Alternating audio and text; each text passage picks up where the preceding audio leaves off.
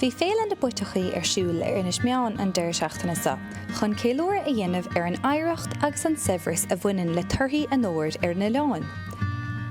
Ba bíonn blas an meáin téama na Féile, agus bhí fáistí an oileán scéalta faoin na bPuiteachaí a bhailiú ó na dismóirí agus seantaismóirí.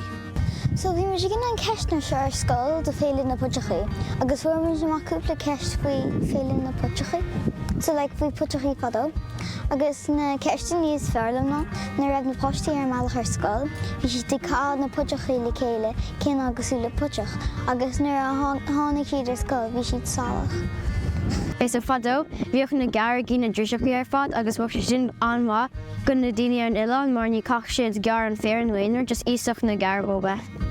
Gur fucinn tú na bPuiteachaí ní tú ceapú ní tú ceapú Puiteachaí í curéis sí a hána.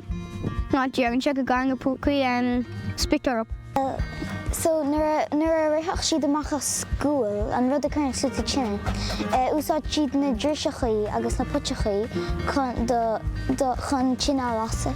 Tá peinte le dúch an Puiteachaí an spréal, an ar chuirmaid dear éidirna chuirmaid beidir smainnig bés ar flucó nó beidir ar an popper as an sin chuirtú hairdryer as an sin bhí se cos le picture cart a chéir éidir.